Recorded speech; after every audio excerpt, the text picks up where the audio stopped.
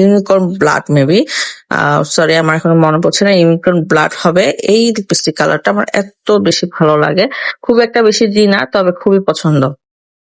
তবে আম এখন থেকে দিব ইনশাল্লাহ। কারণ এভাবে রেখে দিতে আমার অনেক ভালো, ভালো লিপস্টিক জমে যাচ্ছে।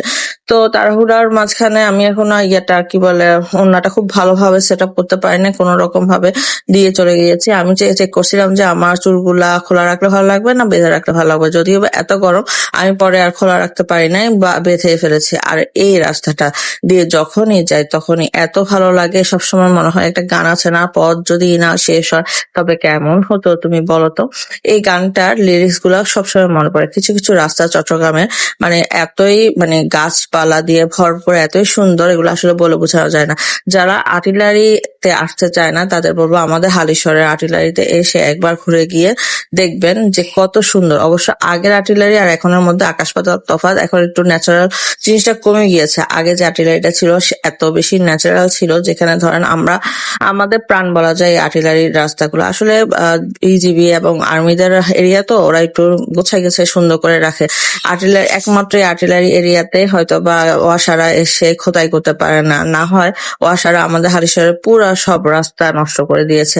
এত কষ্ট করে এত বছরে মানে কোনো সময় ভালো একটা রাস্তা পাই নাই, কিন্তু বিগত 2-3 বছরে যখন ভালো একটা রাস্তা পেলাম সেটাও শেষ করে দিল ওয়াসা।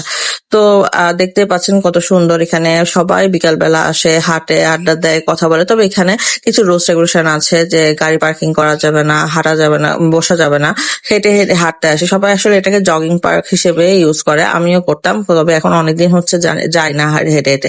ওই যে গেটটা দেখছে সেটা হচ্ছে আর্টিলারির শেষ, সাথে এখানে গান পয়েন্টও বলে। এখানে একটা রেস্টুরেন্ট আছে। এই রেস্টুরেন্টে ধরেন এই রেস্টুরেন্টে আমার কিছুই ভালো লাগে না, কিন্তু বাচ্চাদের খেলার জায়গা অনেক আছে। তো এখানে আমার আম্মু আর আমার ছেলে হাঁটতেছে। আমরা আসলে ওই অনাকাঙ্ক্ষিত জায়গায় যাচ্ছিলাম। তো সেখানে আমরা নিয়েছিলাম নাচোস একটা, বার্গার একটা। সবকিছু অর্ধেক খাওয়ার পর মনে হয়েছে যে আমি একটু দেখিয়ে দিই। আর হচ্ছে finger, chicken finger maybe. Burger বাইটের খাবারগুলো আমার থেকে খারাপ লাগে না, তবে আগের মতো কোয়ালিটি ফুল মনে হয় না। আগে যেরকম আমার থেকে খুব প্রিমিয়াম মনে হতো একদম প্রথম 2018 সালে যখন আমার বিয়ে হয়েছে, তারপরে এটা ওপেন হয়েছে। কিন্তু আনফরচুনেটলি আমরা খেতে খেতে প্রচুর বৃষ্টি চলে আসছে। বাইরে আসলে দাঁড়িয়ে থাকার রিজনটা হচ্ছে যে বৃষ্টি দেখা না, রিক্সা খোঁজা।